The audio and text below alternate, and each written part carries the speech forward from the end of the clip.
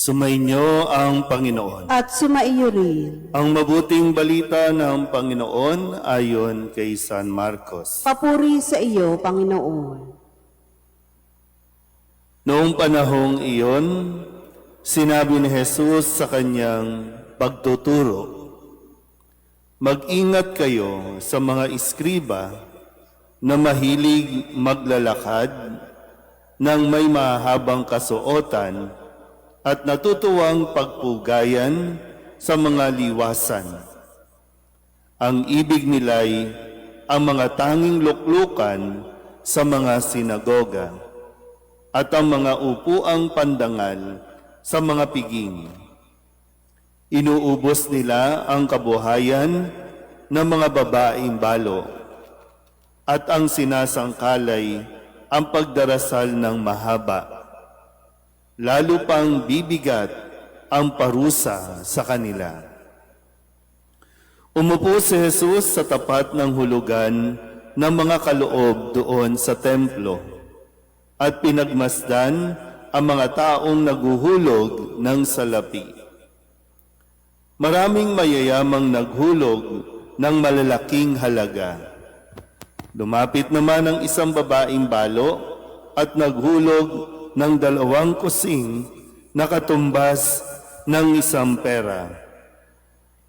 Tinawag ni Jesus ang kanyang mga alagad at kanyang sinabi, "Sinasabi ko sa inyo, ang dukhang balong iyon ay naghulog ng higit sa kanilang lahat, sapagkat ang iba'y nagkaloob ng bahagi lamang ng hindi na nila kailangan.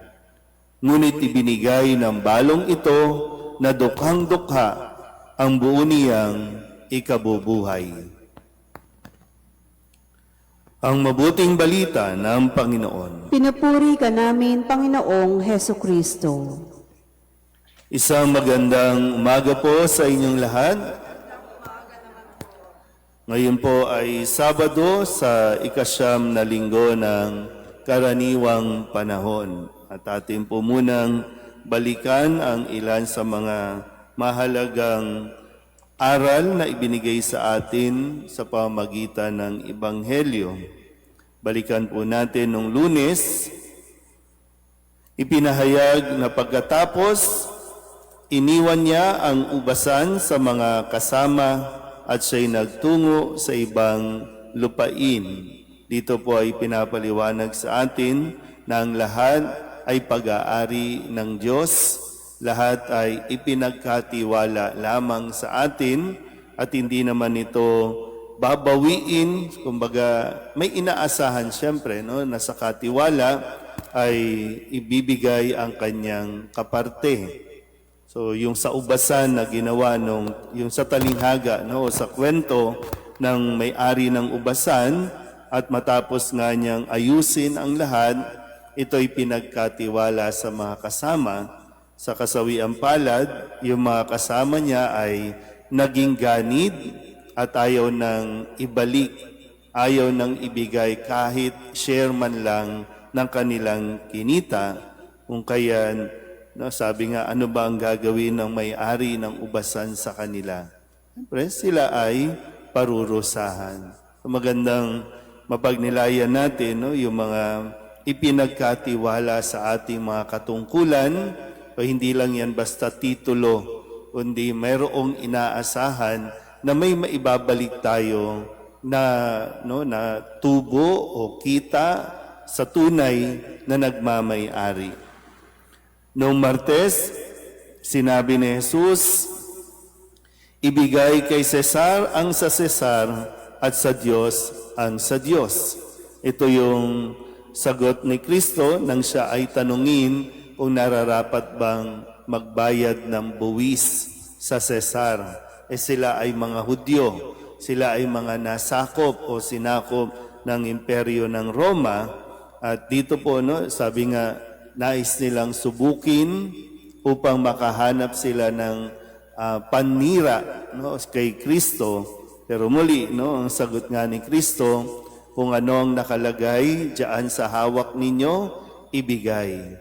Na para bang sinasabi, no, na Ang lahat ng kayamanan ng mundong ito, iiwan mo sa mundong ito at dapat mong ibigay sa mundong ito dahil kung ikaw ay may tatak ng Panginoon, ikaw ay para sa Panginoon at magbabalik ka sa Panginoon na walang bitbit ng anuman mula sa daigdig na ito. Nung Miyerkules, ang sabi sa atin, sapagkat sa muling pagkabuhay, ang mga tao'y hindi na mag-aasawa, sila'y magiging tulad ng mga anghel sa langit.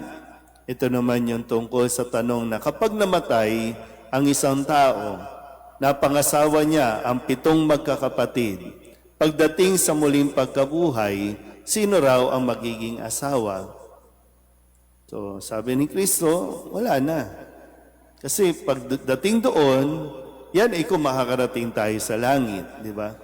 Pero inaasahan sana sa mga mag-asawa, kayo mismo magtutulungan na makarating kayo sa langit. Pero yun nga po, no? Tandaan ninyo ha, huwag kayong masyadong magpabilog sa mga pelikula na pagdating sa langit, magkikita pa kayo bilang mag-asawa, bilang mag-ina. Hindi na. Para ng mga anghel, pare-pareho. Sana nga, no? Makarating tayo sa langit. So, dito ka lang mamomblema, dito ka lang mag-aasikaso. Pero 'di ba, sa pagtitiis mo sa iyong asawa, maari kang makarating sa langit. At yung asawa mo, hindi mo na makasama sa langit. Kaya tiis-tiis lang. Konting panahon na lang. Pero yun nga po, no, yung hangad, hindi na yung, sino ba mapapangasawa ko? Maraming, di ba? Nung namatay ka, nag-asawa ulit. O nung namatay, nag-asawa ulit. O sino mapapangasawa? So wala na. Dito lang yan sa mundong ito. Ang pag-aasawa ay para lamang dito sa mundong ito. Hindi ko alam kung naaalala pa ba kayo ng mga asawa ninyong namatay? Hindi na. Kasi maayos na sila doon eh. Di ba? Sana nga, nasa langit na sila. Noong Webes, ang sabi naman ni Kristo, ang sagot ni Kristo, ito ang pinakamahalagang utos. Ibigin mo ang Panginoon mong Diyos ng buong puso, ng buong kaluluwa, ng buong pag-iisip, at ng buong lakas. Yung tanong ng iskriba, ano ang alin ang pinakamahalagang utos? Mula sa 600 plus na utos, alin ang pinakamahalaga? So binuod ni Kristo, pag-ibig sa Diyos at pag-ibig sa kapwa. Kahapon, ang sinabi ni Kristo sa kanya pong pagpapaliwanag sa mga naroroon at nakinig na mabuti sa kanya ang maraming tao. Tingnan nyo nga yung katabi ninyo kung nakikinig o tulala. Diba? Ganyan sa classroom, di ba? No? Tulala, maraming tulala. Kaya marami din, sabi sa mga pag-aaral, di ba? Marami sa mga estudyante ngayon gumagraduate pero mahina ang kanilang comprehension, ang kanilang pag-unawa kasi nga hindi talaga nakikinig. Mayroong problema sa pakikinig. At ngayon, muli panibagong turo. No?